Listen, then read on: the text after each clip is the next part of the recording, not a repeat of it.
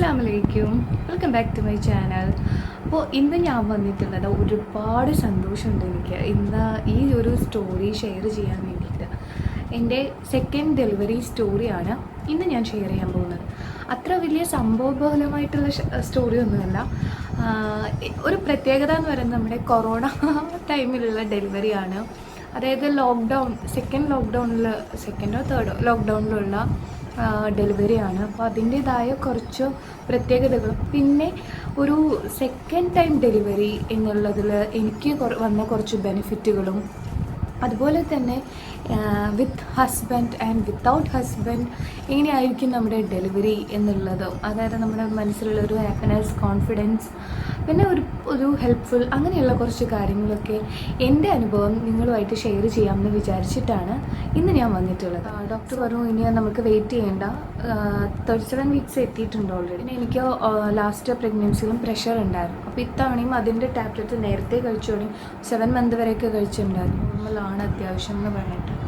അങ്ങനെ പിന്നെ ഞങ്ങൾ ഓക്കെ പറഞ്ഞു. അങ്ങനെ 22-ാം തീയതിൻ്റെ ഡെലിവറി പറഞ്ഞു. 21-ാം തീയതി വന്ന് അഡ്മിറ്റ് ആവാൻ പറഞ്ഞു.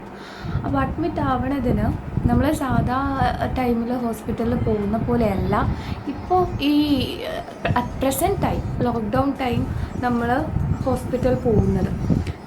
ഭയങ്കര ഡിഫറൻസ്. എൻ്റെ ഡെലിവറി സമയം എന്ന് പറയുന്നത് ആ സമയത്താണ് നമ്മുടെ വിദേശത്തു നിന്നും അന്യ സംസ്ഥാനത്തു നിന്നൊക്കെ എല്ലാവരെയും തിരിച്ചു കൊണ്ടുവന്ന് തുടങ്ങിയത്. അപ്പോൾ വീണ്ടും കൊറോണ വന്ന് തുടങ്ങിയപ്പോൾ ഇവർ വീണ്ടും സ്ട്രിക്റ്റ് ആക്കാൻ തുടങ്ങി. അപ്പോൾ ഇവർ പറഞ്ഞു നമുക്ക് ഇനിയിപ്പോൾ കുറച്ച് സ്ട്രിക്റ്റാണ്, അതുകൊണ്ട് എന്താ വെച്ചാൽ വാർഡ് മെമ്പറിൻ്റെ ഡീറ്റെയിൽസ്, അല്ലെങ്കിൽ തന്നെ ലാസ്റ്റ് ചെക്കപ്പിന് പോയ സമയത്ത് ഹോസ്പിറ്റലിൻ്റെ അകത്തേക്ക് 2 പേരെ മാത്രമേ കയറ്റുള്ളൂ. അത് എത്രയൊക്കെ ഭയങ്കര സീരിയസ് ആണെങ്കിൽ മാത്രമേ കൂടുതൽ പേര്, അതും 3 പേരെ ഒക്കെ കയറ്റുള്ളൂ. അതല്ലെങ്കിൽ ഇങ്ങനെയായാലും 2 പേരെ കയറ്റുള്ളൂ. ആ 2 പേര് തന്നെ എങ്ങനെ കയറുന്നതെന്ന് വെച്ചാൽ ഹോസ്പിറ്റലിൻ്റെ ഫ്രണ്ടിൽ തന്നെ ചെയറും കാര്യങ്ങളൊക്കെ അറേഞ്ച് ചെയ്തിട്ടുണ്ട്.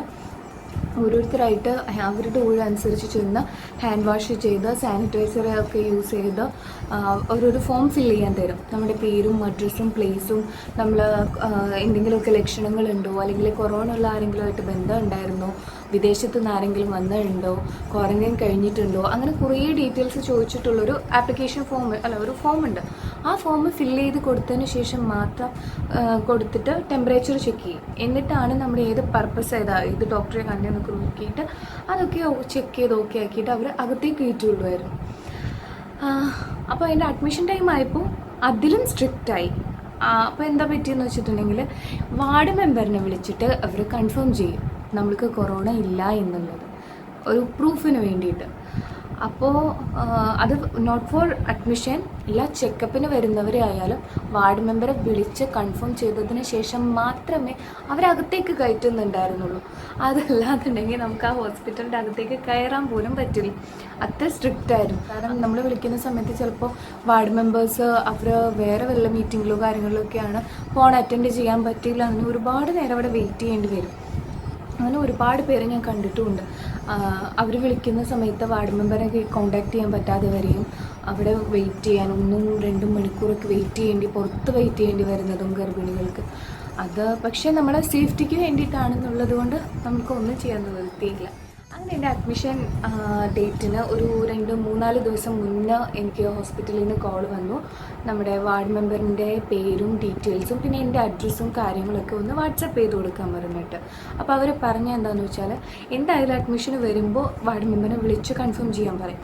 അപ്പോൾ ആ സമയത്ത് നമ്മൾക്ക് ബുദ്ധിമുട്ട് വരണ്ട, കാരണം കുറേ ഡിലേ പിടിക്കും, റൂം കിട്ടും കാര്യങ്ങളൊക്കെ വേണ്ടേ. അപ്പോൾ വൈകിക്കേണ്ടെന്ന് വെച്ചിട്ടാണ് ഇവർ ഓൾറെഡി വിളിച്ച് കൺഫേം ചെയ്തോളാം എന്ന് പറഞ്ഞു. പിന്നെ അത് എന്തോ ഹെൽത്തിലേക്ക് ഡീറ്റെയിൽസ് കൊടുക്കാൻ വേണ്ടിയിട്ടൊക്കെയാണെന്നാണ് പറഞ്ഞത്. അങ്ങനെ അവർ മെമ്പറിനെ വിളിച്ചൊക്കെ ഓക്കെ ആക്കിയിട്ടുണ്ടായിരുന്നു. അത് കഴിഞ്ഞിട്ട് മെയ് 21-ാം തീയതി നമ്മൾ പോകണം. ഒരു 11:30 ആയപ്പോൾ ഇവിടുന്ന് പോയി. 12 മണിക്ക് എത്തി ആക്ച്വലി. പക്ഷേ ഇതെല്ലാം കഴിഞ്ഞ് അകത്ത് കയറിയപ്പോൾ 12:30. റിസപ്ഷനിൽ ലഗേജൊക്കെ വെച്ച് അവിടെ ചെന്നു. അപ്പോൾ അവർ ഡോക്ടർ അഡ്മിഷൻ പറയണം. അപ്പോൾ അവിടെ നമ്മൾ ഡോക്ടറെ കയറി കാണുന്നു. അങ്ങനെ വെയിറ്റൊക്കെ നോക്കി ഡോക്ടറെ കണ്ടു. ഡോക്ടർ കുഴപ്പമൊന്നുമില്ല. ഡോക്ടർ പറഞ്ഞു ഇന്ന് വൈകുന്നേരം പറയാം എപ്പോഴാണ് അഡ്മിഷൻ, നാളെ C-സെക്ഷൻ ചെയ്യുന്നത് എന്നുള്ളത് പറഞ്ഞു. അങ്ങനെ പിന്നെ നേരെ വീണ്ടും പോയി വെയിറ്റും വൈറ്റൊക്കെ കൺഫേം ചെയ്ത് വന്ന് റിസപ്ഷനിൽ നമ്മൾ ഏത് റൂമാണ് വേണ്ടതെന്നൊക്കെ സെലക്ട് ചെയ്യാൻ പറയും. നോർമൽ റൂമേ എടുത്തുള്ളൂ, 2 ബെഡുള്ള കുഞ്ഞു റൂം. അതെന്തുകൊണ്ടാണെന്ന് വെച്ചാൽ ആകെ കൊറോണ കാലത്തെ വേറൊരു ബെനിഫിറ്റാണ്, 2 പേർക്ക് നമ്മൾ റൂമിൽ അലോ ചെയ്യുള്ളൂ. പിന്നെ അലോ ചെയ്യും, അത്ര സീരിയസ് ആണെന്നുള്ളൊരു ഇഷ്യൂ പറയുമ്പോൾ അലോ ചെയ്യും. അതല്ല എന്നുണ്ടെങ്കിൽ കുഞ്ഞ് മാറിയിട്ടില്ല, ഇപ്പം മോനുണ്ട് നിർത്തണമെങ്കിൽ, പക്ഷെ മോനെ ഞങ്ങൾ നിർത്തിയുള്ളൂ, ഒരു ദിവസം അവനെ നിർത്തിയുള്ളൂ.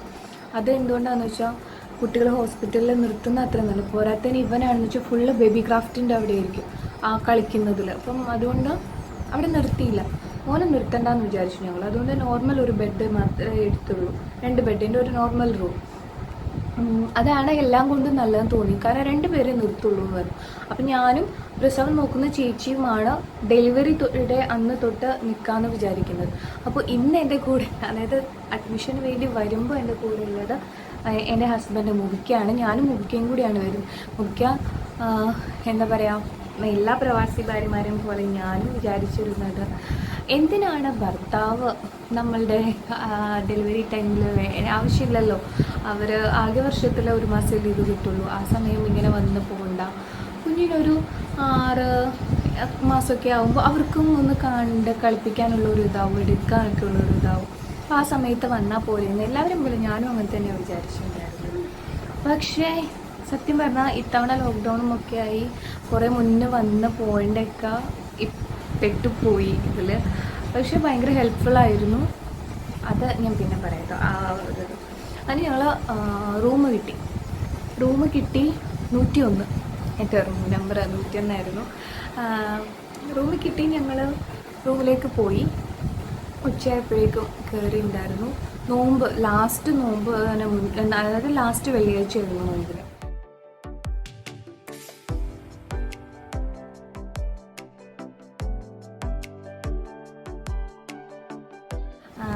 അങ്ങനെ ചെന്ന് അത് കഴിഞ്ഞ് അവർ blood test, urine test, ECG, പിന്നെന്താ അങ്ങനെയുള്ള കുറേ കാര്യങ്ങൾ ഒക്കെ ചെയ്തു. പിന്നെ അവർ വന്നിട്ട് കുറച്ച് ടാബ്ലറ്റ്സ് ഒക്കെ തന്നു. അതുപോലെ അവർ വന്ന് ഒരു വലിയൊരു ബോട്ടിൽ ബോഡി വാഷിൻ്റെ ഒരു ഇത് തന്നിട്ട് പറഞ്ഞു, ഇത് ഇന്ന് രാത്രി കുളിക്കുന്നത്, മേല് കഴുകുന്നത് ഇത് യൂസ് ചെയ്തിട്ട് കുറച്ച് വെള്ളവും ചേർത്ത് മേല് കഴുകണം, അത് കഴിഞ്ഞിട്ട് സോപ്പ് തേക്കാം, നാളെ രാവിലെ കുളിക്കുന്നതും അത് വെച്ചിട്ട് വേണം എന്ന് പറഞ്ഞു. Okay fine. അത്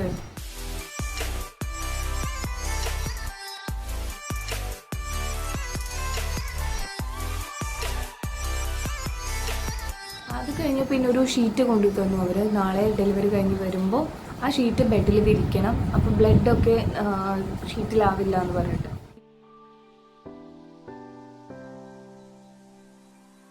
അങ്ങനെ അതൊക്കെ തന്നു പോയി. ഒരു കാര്യം പറയാൻ പറ്റും, മെയിൻ നമുക്ക് ഇതിൽ കാരണം 2 പേരെ നിൽക്കാൻ പറ്റുള്ളൂ. അപ്പം നമുക്ക് പ്രത്യേകിച്ച് C-സെക്ഷൻ കഴിയുമ്പോൾ അയാൾ ഒറ്റക്കാക്കിയിട്ട് എപ്പോഴും ബില്ലടയ്ക്കാൻ പോവാന്നൊക്കെ പറയുന്നത് നടക്കുന്ന കാര്യമില്ല.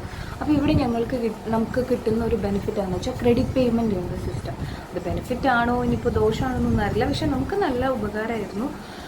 ക്രെഡിറ്റ് പേയ്മെൻറ്റ് നമ്മളോട് അവർ പറഞ്ഞിരുന്നു, ക്രെഡിറ്റ് പേയ്മെൻറ്റ് ഉണ്ട്, അപ്പോൾ ഒരു എമൗണ്ട് നമ്മൾ ക്രെഡിറ്റ് ആയിട്ട് പേ ചെയ്യുക. അപ്പോൾ എന്താ പറ്റുകയെന്ന് വെച്ചാൽ എൻ്റെ ബിൽ പേയ്മെൻ്റ് ഒന്നും വരില്ല, അതൊക്കെ ക്രെഡിറ്റിൽ പോകും. അപ്പോൾ അവർ ബില്ലും മരുന്നും നമുക്ക് കൊണ്ടുതരും, എമൗണ്ടൊക്കെ അതിൽ നിന്ന് പോയിട്ടുണ്ടാവും, അവർ ഇങ്ങോട്ട് നമുക്ക് ഫാർമസിയിൽ നിന്ന് സിസ്റ്റേഴ്സ് നേഴ്സ് കൊണ്ടുതരികയാണ് ചെയ്യുന്നത്. പക്ഷേ കുഞ്ഞിൻ്റെത് നമ്മൾ എന്തെങ്കിലും ഉണ്ടെങ്കിൽ നമ്മൾ ബില്ല് പേ ചെയ്യണം. അപ്പോൾ ചേച്ചിയുടെ അടുത്ത്, പ്രസവം നോക്കാൻ വരുന്ന ചേച്ചീൻ്റെ അടുത്ത് അത് പറഞ്ഞിട്ടുണ്ടായിരുന്നു, അതിനാ ചേച്ചി പോകേണ്ട വരുന്നു. ചേച്ചി ഓക്കെ ആയിരുന്നു.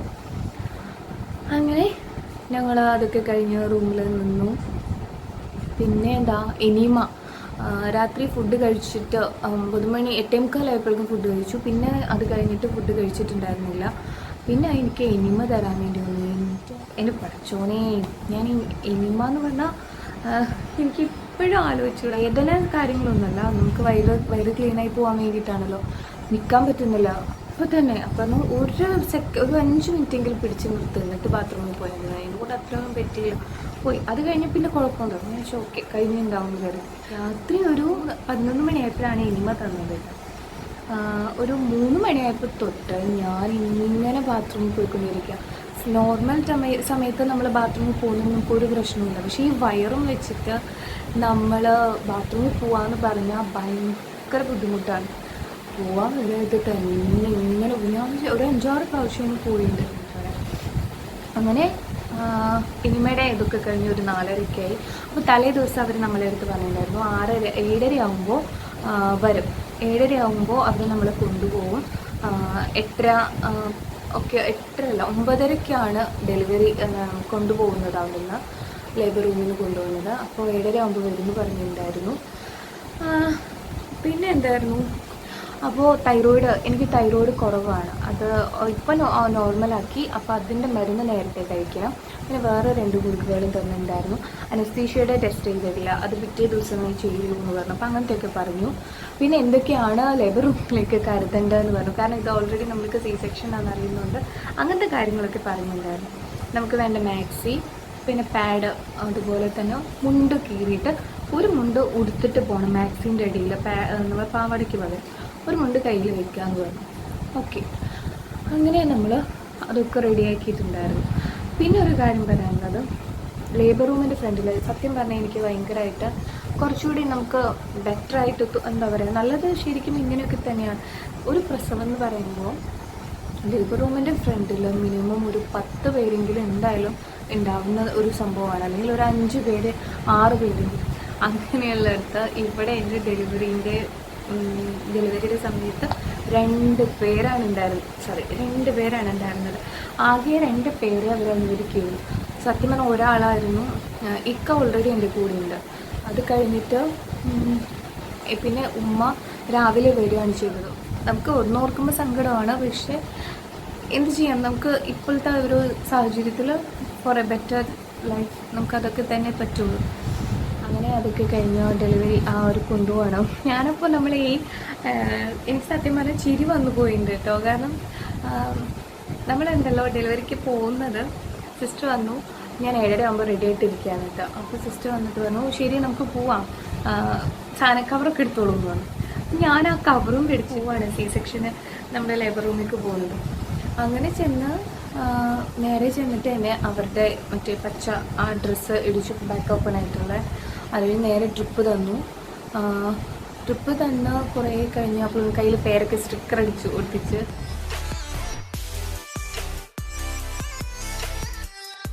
അതൊക്കെ കഴിഞ്ഞിട്ട് ഒരു 8:30 കഴിഞ്ഞപ്പോൾ 9 മണി കഴിഞ്ഞപ്പോൾ എന്നെ കൊണ്ടുപോകാമെന്നുള്ളൊരു ഇതിലെത്തി. യൂറിന് ട്യൂബൊക്കെ ഇട്ടു, ആ കാര്യങ്ങളൊക്കെ ആക്കി. അപ്പോൾ അതുവരെ ആരും കണ്ടിട്ടുണ്ടായില്ല. മോനും ഉമ്മയും നേരത്തെ എത്തിയിട്ടുണ്ടായിരുന്നു. എന്നിട്ട് എന്നെ വീൽ ചെയറിൽ ഇരുത്തി കൊണ്ടുപോകാൻ വേണ്ടി നിൽക്കുമ്പോൾ, തലയ്ക്ക് കവർ ചെയ്തൊക്കെ റെഡിയാക്കി കൊണ്ടുപോകാൻ നിൽക്കുമ്പോൾ എൻ്റെ അടുത്ത് അവർ പറഞ്ഞു, അവരോട് കയറി കാണിക്കാമെന്ന് പറഞ്ഞു. അങ്ങനെ ഉമ്മയ്ക്കും മൂന്നും കയറി കണ്ടു. നേരെ നമ്മളൊക്കെ നിർത്തുന്ന C-സെക്ഷൻ ഏരിയയിലേക്ക് കൊണ്ടുപോകണം. ഇവിടെ വന്ന സത്യം പറഞ്ഞാൽ എനിക്ക് ഫസ്റ്റ് ഡെലിവറിക്ക് നമ്മൾ പെയിൻ വന്നിട്ടാണ് നേരെ അങ്ങോട്ടേക്ക് പോകുന്നത്. പെയിൻ വന്നെല്ലാം ഇതായിട്ട്, അതുകൊണ്ട് എനിക്ക് അങ്ങനെ എന്താ പറയുക, അങ്ങനെ ഉണ്ടായിരുന്നു എന്നുള്ളൊരു ഓർമ്മയുണ്ടായിരുന്നില്ല. പക്ഷെ ഇത്തവണ ഡെലിവറി എനിക്ക് എന്താ പറയുക, ഒരു അടിച്ചുപൊളി എന്ന് പറയുന്ന പോലെയായിരുന്നു. ഞാൻ ചെന്ന് അനസ്തേഷ്യ ഡോക്ടർ വന്നു. പുള്ളിക്കാരൻ എല്ലാവരും നല്ല എൻജോയ്മെൻറ്റ്, എന്താ പറയുക, ഹാപ്പിയാണ്. നമ്മളെ നല്ല ഹാപ്പിനെസ് ആക്കി നടക്കുന്നവരാണ്. അപ്പം വന്നിട്ട് പുള്ളി എന്നിട്ട് പറഞ്ഞു, മോഹൻലാലിൻ്റെ 60ാം പിറന്നാൾ കഴിഞ്ഞ 2 ദിവസം മുന്നായിരുന്നു. അപ്പോൾ അത് കഴിഞ്ഞിരിക്കുകയല്ലേ, അപ്പോൾ ഇതുകൊണ്ട് മോഹൻലാൽ സീരീസാണ് കംപ്ലീറ്റ് എന്ന് പറഞ്ഞിട്ട് ഒരു കുഞ്ഞ് സ്പീക്കറിൽ മോഹൻലാലിൻ്റെ പഴയ പാട്ടുകൾ അങ്ങോട്ട് വെച്ചു. നല്ല എന്താ പറയുക, നമുക്ക് ഡെലിവറിക്കാണോ കിടക്കുന്നത്, ഇനി വല്ല എന്താ പറയുക വേറെ എന്തെങ്കിലും എൻജോയ്മെൻറ്റ് നമ്മൾ വന്നതാണോ അങ്ങനെയൊക്കെ തോന്നിപ്പോൾ.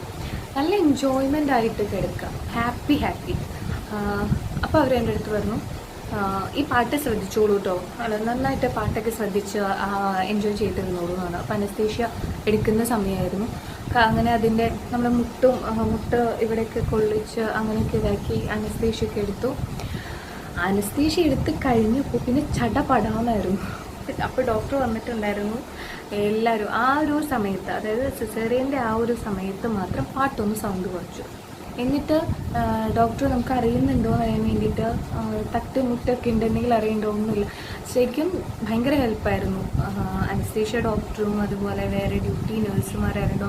നമ്മളെടുത്ത് എപ്പോഴും അവർ നിൽക്കുന്നുണ്ടായിരുന്നു. ഓരോന്നൊക്കെ വർത്താനം പറഞ്ഞ് എവിടെയാണ് പേര്, എന്താണ് പേര്, എവിടെയാണ് വീട്, മൂത്ത കുട്ടി ഏതായിരുന്നു, അങ്ങനെ ഒക്കെ ചോദിച്ച് നിൽക്കുന്നുണ്ടായിരുന്നു. അത് കഴിഞ്ഞിട്ട് കുഞ്ഞിനെ എടുക്കുന്ന സമയത്ത് പറഞ്ഞു ഒന്ന് പ്രഷർ ഉണ്ടാവും കേട്ടോ, അതൊന്നും അതായിക്കോളും. എടുത്തു, അങ്ങനെ വല്ലാതെ ഒന്നും ഫീൽ ചെയ്തിരുന്നില്ല. എന്നിട്ട് ഡോക്ടർ കുഞ്ഞിനെ ക്ലീൻ ചെയ്തിട്ട് എന്നെ കാണിച്ചു തന്നു. കാരണം മൂത്ത ആൾക്ക് കൂട്ടായി ബേബി ബോയ് എന്ന് പറഞ്ഞു. ഓക്കെ, അത് കഴിഞ്ഞിട്ട് ഓക്സിജൻ മാസ്ക് വെച്ചിട്ടുണ്ടാവുമല്ലോ, അപ്പോൾ പാട്ട് പിന്നെയും വെച്ചിട്ടോ. എന്നിട്ട് മാസ്ക് വെച്ചിട്ട് പിന്നെ എനിക്ക് ഛർദ്ദിക്കാൻ വരിക, എന്താ ഓക്സിജൻ വെച്ചിട്ട്. അപ്പോൾ ഒരു മാസ്ക് എടുത്ത് മാറ്റും, ഛർദ്ദിക്കാൻ വരുമെന്ന് പറയുമ്പോൾ ഇവിടെ വരെ വരും, ഇവിടെ നിന്ന് ഇങ്ങോട്ട് വരുന്നില്ല. എന്താ വെച്ചാൽ ഇവിടെയൊക്കെ നമ്മൾ തളർന്നിരിക്കുകയല്ലേ അനസ്തേഷ്യ ചെയ്തിട്ട്. അപ്പോൾ ഇവിടെ നിന്ന് ഇങ്ങോട്ട് ഛർദ്ദിക്കാൻ വരുന്നില്ല, വരും എന്നല്ലാതെ പിന്നെ പുറത്തേക്കില്ല.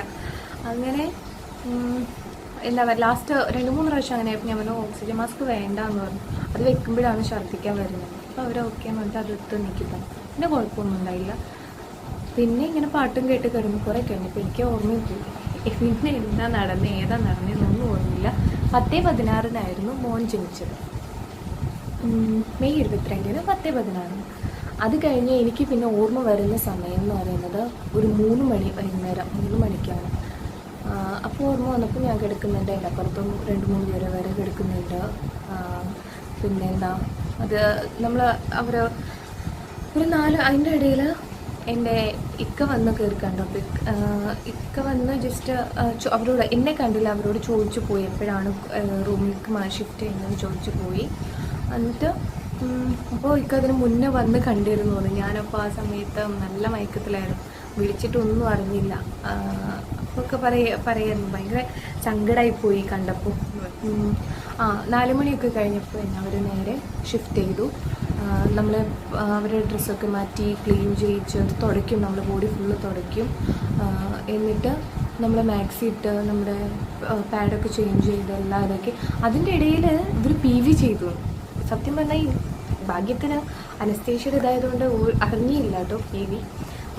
അവർ പറയുന്നു ശ്വാസം വലിച്ചു കിട്ടുമെന്ന്. ഓക്കെ ചോദിച്ചാൽ എന്ത് ചെയ്യുക, അപ്പം PV ചെയ്യാണ്. ഉള്ളിൽ എന്തെങ്കിലും ബ്ലഡ് കട്ടായിട്ടുണ്ടോ എന്തെങ്കിലുമൊക്കെ ഉണ്ടോ എന്ന് അറിയണ്ടേ, അത് ഫുള്ള് ക്ലീൻ ആയതുകൊണ്ട് അതിന് വേണ്ടിയിട്ടാണെന്ന് പറഞ്ഞു. അതൊക്കെ കഴിഞ്ഞ് റൂമിലേക്ക് മാറ്റി. അപ്പോൾ കുഞ്ഞിനെ നേരത്തെ അവരുടെ കയ്യിൽ കൊടുത്തിട്ടുണ്ടായിരുന്നു. അതിന് കണ്ട റൂമിലേക്ക് വീൽ ചെയറിലാണ് പോകുന്നത്. വീൽ ചെയറിൽ നേരെ റൂമിലേക്ക്. ഞാൻ ഡെലിവറി കഴിഞ്ഞ് വന്നപ്പോൾ എനിക്ക് പില്ലോ വെച്ചിട്ടുണ്ടായിരുന്നില്ല. പില്ലോ എടുത്ത് മാറ്റാൻ പറഞ്ഞു എൻ്റെ അടുത്ത്. അത് കഴിഞ്ഞ് ഒരു ദിവസം കൂടി കഴിഞ്ഞിട്ടാണ് ഞാൻ പില്ലോ വെച്ചിട്ടുണ്ടായിരുന്നത്. തലവേദന വരാതിരിക്കാൻ വേണ്ടിയിട്ടാണെന്ന് പറഞ്ഞു അവർ. പിന്നെ ഈ സാനിറ്റൈസർ വന്നിട്ട് ഉണ്ണിനെ എടുക്കുന്നതിന് മുൻപ് യൂസ് ചെയ്യാൻ വേണ്ടി തന്നിരുന്നു. ഇതിവിടെ ഇങ്ങനെ മുറിച്ച് വെച്ചേക്കുമല്ലേ, വേദന എന്ന് പറഞ്ഞാൽ നമുക്ക് അനങ്ങാൻ പറ്റുന്നില്ല, വേറെ പ്രശ്നങ്ങളൊന്നുമില്ല. അപ്പോൾ അവിടെ വെച്ചിട്ട് നമ്മൾ തിരിഞ്ഞും മറിഞ്ഞും ഒക്കെ കിടത്തിക്കും. അങ്ങോട്ട് തിരിച്ചും ഇങ്ങോട്ട് തിരിച്ചും കിടത്തിക്കും. നമ്മുടെ കാലിൻ്റെ തരിപ്പൊക്കെ കുറഞ്ഞെന്നുണ്ടെങ്കിൽ മാത്രം അങ്ങോട്ടേക്ക് ഷിഫ്റ്റ് ചെയ്യും. റൂമിലേക്ക് വന്നു. റൂമിൽ വന്ന് ഉമ്മയും അപ്പോൾ റൂമിലേക്ക് വരുന്നതിന് മുന്നേ എൻ്റെ അടുത്ത് അഡ്മിറ്റ് ആവുന്ന സമയത്ത് നഴ്സ് പറഞ്ഞിട്ടുണ്ടായിരുന്നു, ഡോക്ടർ ഓക്കെ പറയുകയാണെങ്കിൽ 2 പേരെ നിർത്തും, ഇല്ലെങ്കിൽ നിർത്തില്ല എന്നുള്ളത്. അങ്ങനെ ഞാൻ അപ്പം അന്ന് മോനുണ്ട്. അപ്പോൾ അന്നത്തെ ഒരു ദിവസം ഉമ്മയും മിക്കയും നിൽക്കാം എന്നുള്ളൊരു ഇതിലായിരുന്നു. ഞാൻ വരുന്ന സമയത്ത് ഡോക്ടർ ലേബർ റൂമിൽ വരുന്നുണ്ടായിരുന്നു. അപ്പോൾ ഡോക്ടറെ അടുത്ത് ഇങ്ങനെ പറഞ്ഞു മോനുള്ളതാണ്, അപ്പോൾ ഇന്നൊരു ദിവസം മാത്രം ഒന്ന് നിന്നോട്ടെ. അപ്പോൾ ഡോക്ടർ ഓക്കെ പറഞ്ഞു, ഓഫീസിൽ അറിയിക്കാൻ പറഞ്ഞു അവരടുത്ത്, നഴ്സിൻ്റെ അടുത്ത്. അത് നമ്മൾ നേരെ പോന്നു. അപ്പോൾ അവർക്ക് നിൽക്കാമെന്നുള്ളൊരു ഇതിലായിരുന്നു. എന്താ അങ്ങനെ പിന്നെ എന്നെ പിടിച്ച് കിടത്തി എന്ന് പറയുന്നത് സത്യം പറഞ്ഞാൽ കഴിഞ്ഞ പ്രാവശ്യം വാപ്പയുണ്ടായിരുന്നു.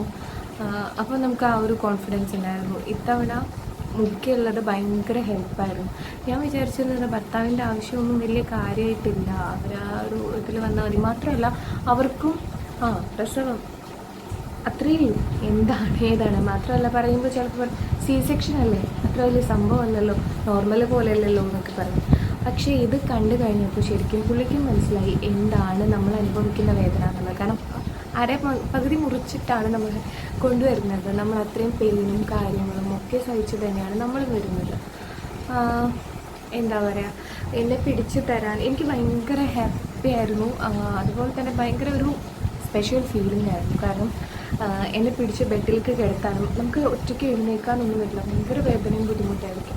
ട്യൂബ് ഇട്ടതുകൊണ്ടും പിന്നെ ഇവിടെയുള്ള ഒരു അപ്പോൾ പിടിച്ച് എഴുന്നേൽപ്പിക്കാനും എന്താ പറയുക എന്തെങ്കിലുമൊക്കെ കഴിക്കും, ബ്രെഡും ജ്യൂസും മാത്രമേ കഴിച്ചാൽ മതി എന്ന് പറഞ്ഞിട്ടുണ്ടായിരുന്നു.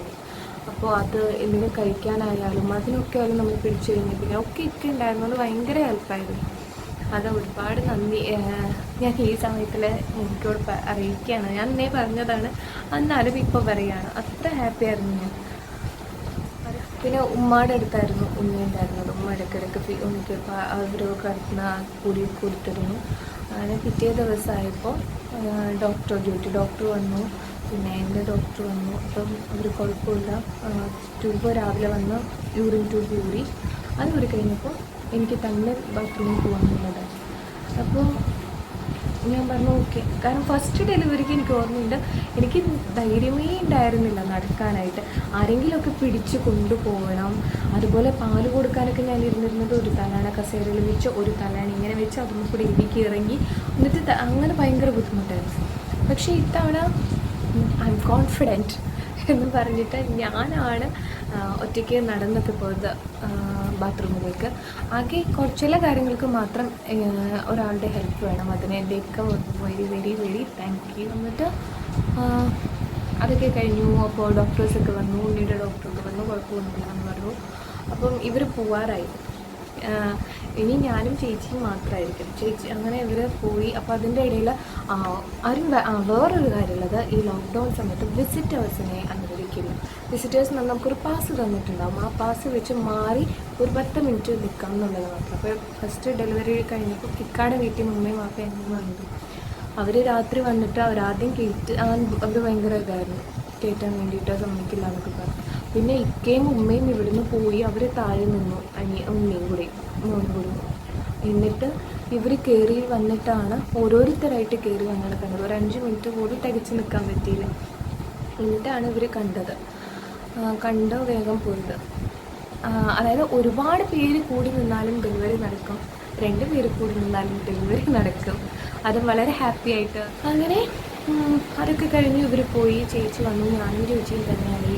പിന്നെ ഞങ്ങളുടെ ബ്ലഡ് ടെസ്റ്റും കാര്യങ്ങളും, ഞങ്ങളുടെ ഉണ്ണിയുടെ ബ്ലഡ് ചെക്കപ്പ് കാര്യങ്ങൾ, ഇയർ ടെസ്റ്റ്, അങ്ങനത്തെ കാര്യങ്ങളൊക്കെ കഴിഞ്ഞ് ഉണ്ണിയുടെ 1, 2, 3 ബില്ലൊക്കെ ഉള്ളൊരു ചേച്ചി പോയി അടക്കും. അങ്ങനെയായിരുന്നു.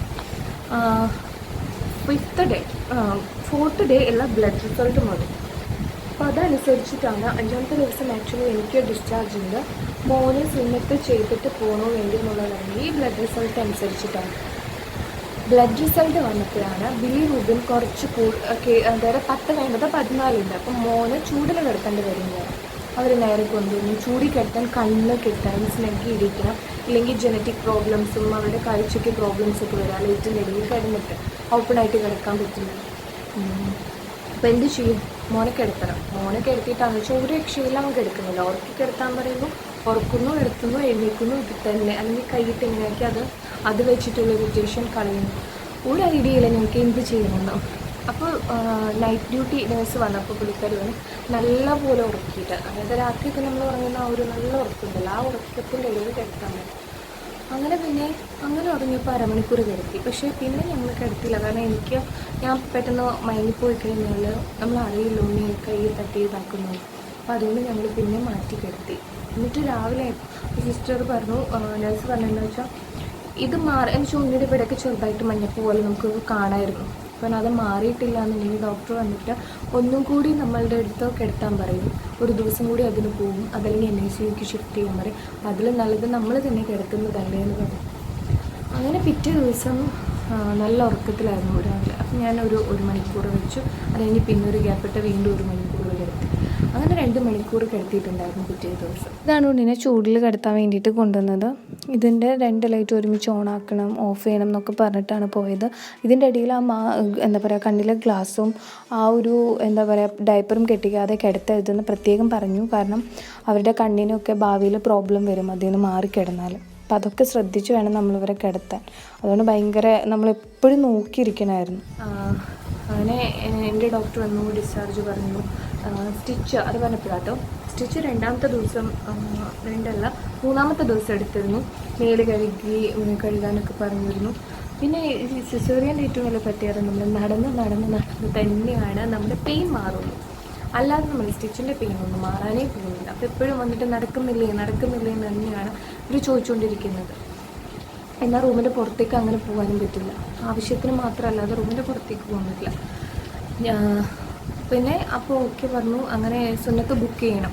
ഞാൻ സിസ്റ്ററിനോട് ചോദിച്ചു സുന്നത്ത് ബുക്ക് ചെയ്യാൻ എന്താ വേണ്ടതെന്ന് ചോദിച്ചു. സത്യം പറഞ്ഞാൽ സ്വയം പര്യാപ്തത കൈവരിക്കാനൊക്കെ പറയില്ലേ, അതായിരുന്നു എൻ്റെ ഈ ഡെലിവറി. ഫസ്റ്റ് ഡെലിവറിക്ക് ഞാൻ ഒന്നും അറിയില്ല, ഇങ്ങനെ കിടന്നാൽ മതി, എല്ലാം ബാക്കിയുള്ളവർ ചെയ്തോളൂ, ഒരു ഐഡിയയും വേണ്ട. ഫസ്റ്റ് ഡെലിവറിക്ക് എനിക്ക് ഒന്നിനെക്കുറിച്ച് ഒരു ബോധവും ഉണ്ടായിരുന്നില്ല. ഇത്തവണ ഞാൻ ഡെലിവറി കഴിഞ്ഞ് വന്നപ്പോൾ ബർത്ത് സർട്ടിഫിക്കറ്റിൻ്റെ ഫോം ഇരിക്കുന്നു, അത് ഫില്ല് ചെയ്ത് കൊടുത്തു. അതിൻ്റെ കാര്യങ്ങളൊക്കെ ഓക്കെ ആക്കി, ഫുഡ് ഓർഡർ ചെയ്യുന്നു, ഞങ്ങളുടെയൊക്കെ വേണ്ട കാര്യങ്ങളൊക്കെ ഞങ്ങൾ ചെയ്യുന്നു. അതുപോലെ തന്നെ എന്താ പറയുക, ഉണ്ണീൻ്റെ കാര്യങ്ങളായാലും അതും നമ്മൾ തന്നെ മാനേജ് ചെയ്യുന്നു. അപ്പോൾ സുന്നത്തിൻ്റെ നേഴ്സ് വിളിച്ച് അവരെ കോൺടാക്ട് ചെയ്തിട്ട് ബേബി ക്രാഫ്റ്റിൽ ചോദിച്ചിട്ട് പറഞ്ഞു ഞാൻ തന്നെ പോയി ബുക്ക് ചെയ്യണം, തൊട്ടപ്പുറത്തെ ബിൽഡിങ്ങാണ്. അപ്പോൾ ബിൽഡിങ്ങാണ്. പിന്നെ ഓക്കെ, നോ പ്രോബ്ലം. നാലാമത്തെ അല്ല കേട്ടോ, 5-ാമത്തെ ദിവസം ഈ റിസൾട്ടൊക്കെ വന്ന് ഓക്കെ ആയി, ഇതൊക്കെ ഓക്കെ ആയതിനു ശേഷം 5-ാമത്തെ ദിവസം ഞാൻ നേരെ ബേബി ക്രാഫ്റ്റിൽ പോയി ബുക്ക് ചെയ്തു, തിരിച്ചു വന്നു. അപ്പം ഞാൻ ആലോചിക്കുന്നു നടക്കാനൊക്കെ ഓക്കെ, നോ പ്രോബ്ലം. മറ്റേതായിരുന്നപ്പോൾ എഴുന്നേക്കാൻ വയ്യ, എന്തായിരുന്നു. ഇപ്പോൾ ഒരു കുഴപ്പമില്ല. ഇപ്പോൾ സുന്നത്ത് കഴിഞ്ഞാൽ പിന്നെ നമുക്ക് പോകാം, പിന്നെ നമ്മളവിടെ നിൽക്കണമെങ്കിൽ ബിൽ പേയ്മെൻറ്റും കാര്യങ്ങളൊക്കെ ഉണ്ട്. അപ്പോൾ ഞാൻ ചോദിച്ചു ഒരാൾക്ക് കൂടി നാളെ വരാൻ പറ്റുമോ, ഇക്കാർക്ക് വരാൻ. അപ്പോൾ ആദ്യം അവർ സമ്മതിച്ചില്ല, അങ്ങനെ വരാൻ പറ്റില്ല. ഞാൻ പറഞ്ഞു ബില്ല് പേ ആണ്, നമ്മളിന്ന് ഡിസ്ചാർജ് ആണ്, അപ്പോൾ കുഴപ്പമില്ലല്ലോ. അനീക്ക രാവിലെ വന്ന് അവരോട് പറഞ്ഞിട്ട് കയറുക ചെയ്തത്. സുന്നത്തിന് കൊണ്ടുവന്നു. ഇവിടെ സുന്നത്ത് എനിക്ക് തോന്നുന്നു കുറച്ചുകൂടി എളുപ്പമാണ്. മറ്റേ മെഷീൻ കട്ടും ഞങ്ങൾ പറയാം, മെഷീൻ ഉണ്ടായതുകൊണ്ട് നമ്മൾ കൊണ്ടുവന്ന് കുറച്ച് കഴിയുമ്പോഴേക്കും യൂറിനൊക്കെ പാസ് ചെയ്യും. വീട്ടിലെത്തുമ്പോഴേക്കും ആ കെട്ടിയിരിക്കുന്ന തുണി നമുക്ക് എടുത്ത് മാറ്റാം. ആ ഒരു സംഭവം 2 ദിവസത്തിനുള്ളിൽ ഓയിൽമെൻറ്റ് വെച്ച് കൊടുക്കുമ്പോൾ അവസാനം മുറിവുണങ്ങുകയും ചെയ്യും. ഒരു പേടിയും പേടിക്കേണ്ടതായി തരും. അങ്ങനെ ഹാപ്പിയായി. സുന്നത്ത് കഴിഞ്ഞ് വന്നപ്പോൾ ചെറിയ വിഷമം ഉണ്ടായിരുന്നു ഇങ്ങനെ കണ്ടുകൊണ്ട്, എന്നാലും കുഴപ്പമൊന്നുമില്ല. പിന്നെ ഡിസ്ചാർജ് നമ്മൾ ഉച്ചയ്ക്കായി നമ്മൾ തിരിച്ചു പോകുന്നു. അങ്ങനെയൊക്കെയാണ് ഇത്തവണത്തെ ഡെലിവറിയിൽ എനിക്ക് ഉണ്ടായ മാറ്റങ്ങളും എൻ്റെ കാര്യങ്ങളും എന്തൊക്കെയാണെന്ന് വെച്ചാൽ ലോക്ക്ഡൗൺ ആയിട്ടുണ്ടായിരുന്നു. ഫസ്റ്റ് ഓഫ് ഓൾ നമ്മൾക്ക് എല്ലാ കാര്യങ്ങളും, അതായത് ബാഗ് പാക്ക് ചെയ്ത ബാഗിൽ എന്തൊക്കെയൊക്കെ അറിയുള്ളൂ. അപ്പോൾ അതൊക്കെ കറക്റ്റ് ഓർഡർ എടുത്ത് ചെയ്യാം. കുറച്ചുകൂടി നമ്മൾ മെച്ചുവേർഡാവും, കുറച്ചുകൂടി നമ്മൾ സ്വയം പര്യാപ്തത കൈവരിക്കും. എല്ലാം എല്ലാവരെയും ഡിപ്പെൻഡ് ചെയ്ത് ചെയ്യുന്ന ആ ഒരു രീതി നമുക്ക് എക്സാക്ട്ലി മാറി. പിന്നെ the main point is with my husband. അതെനിക്ക് ഭയങ്കര ഒരു ഹാപ്പി ആയിരുന്നു. ബിക്കോസ് ഒരു നമ്മുടെ പെയിൻ എന്താണെന്നും നമ്മൾ അനുഭവിക്കുന്ന ആഫ്റ്റർ ഡെലിവറി വിഷമങ്ങളും കാര്യങ്ങളൊക്കെ പുള്ളിക്ക് ശരിക്കും മനസ്സിലായി. അത് എനിക്ക് ഭയങ്കര സന്തോഷം തന്നൊരു കാര്യം തന്നെയായിരുന്നു. ശരിക്കും ഞാനിപ്പോൾ എല്ലാവരുടെ അടുത്തും പറയുന്നത് ഹസ്ബൻഡ് ഒരു 10 ദിവസത്തിനെങ്കിലും ഡെലിവറി സമയത്ത് നമ്മളടുത്ത് വരികയും തീർച്ചയായിട്ടും നമ്മുടെ കൂടെ ഹോസ്പിറ്റലിൽ ആ ഡെലിവറീൻ്റെ അന്നത്തെ ആ ഡെലിവറി കഴിഞ്ഞൊന്നും എന്തായാലും ഉണ്ടാവണം എന്നാണ് ഞാൻ പറയുന്നത്. എന്നാലേ അവരറിയുള്ളൂ നമ്മൾ അനുഭവിക്കുന്ന ആ ഒരു ഇതിനെ. ഇല്ലെങ്കിൽ പറയുമ്പോൾ ഒരു വിലയില്ലാത്ത പോലെയാണ്. ഡെലിവറി അല്ലേ, അല്ലെങ്കിൽ അത്രയേ ഉള്ളൂ. കാരണം അവർക്ക് എന്താണെന്ന് അറിയില്ല അത്. പക്ഷെ അവരത് കണ്ടു കഴിഞ്ഞാൽ അവർക്ക് അറിയാൻ പറ്റും നമ്മൾ അനുഭവിക്കുന്ന ആ ഒരു ബുദ്ധിമുട്ടും കാര്യങ്ങളൊക്കെ. പിന്നെ ലോക്ക്ഡൗൺ ഡെലിവറി അതും ശരിയാണ്, ബുദ്ധിമുട്ടുള്ള കാര്യം തന്നെയാണ്. പക്ഷേ 2 പേരാണെങ്കിലും ഞങ്ങൾ സത്യം പറഞ്ഞാൽ ബോറടിച്ച് മരിച്ചിട്ടുണ്ട്. കാരണം നമുക്കൊന്നും പറയാനില്ല, പരസ്പരം പറഞ്ഞ് തീർന്നു. ഇങ്ങനെ അങ്ങോട്ട് നോക്കി ഇങ്ങോട്ട് നോക്കി വെറുതെ ഇങ്ങനെ ഇരിക്കുക, എന്താ ചെയ്യുന്നത്, ആകെ ദേഷ്യമൊക്കെ പിടിക്കും. ബട്ട് അൽഹംദുലില്ലാ എല്ലാം ഓക്കെ ആയി. മോനും ഒരു കുഴപ്പമില്ല. ബർത്ത് സർട്ടിഫിക്കറ്റിൻ്റെ ഫോമൊക്കെ കൊടുത്തു, എല്ലാം ഓക്കെ ആയി, പക്കായി, എല്ലാം ശരിയായി. അതാണ് എൻ്റെ കുഞ്ഞ് ലോക്ക്ഡൗൺ ഡെലിവറി സ്റ്റോറി. എല്ലാവർക്കും ബോറടിച്ചിട്ടുണ്ടാവുമെന്ന് അറിയാം. വേറെ രീതിയിലൊന്നും പറയാനുള്ള ആ ഒരു ഇതെനിക്കുണ്ടായിരുന്നു. അത്രയൊക്കെ ഉള്ളൂ. സോ പിന്നെ എന്താ, എൻ്റെ ലേബർ റൂമിലെത്തും മോഹൻ ഒക്കെ ഒരു എൻജോയ്മെൻറ്റ് മൂഡ് ആണ് അവിടെ. I am very happy about it. So thank you so much. ഇന്നത്തെ വീഡിയോ ഇതാണ്. ഇത് നിങ്ങൾക്ക് ഇഷ്ടപ്പെട്ടാൽ തീർച്ചയായിട്ടും ലൈക്ക് ചെയ്യുക, ഷെയർ ചെയ്യുക, കമൻറ്റ് ചെയ്യുക.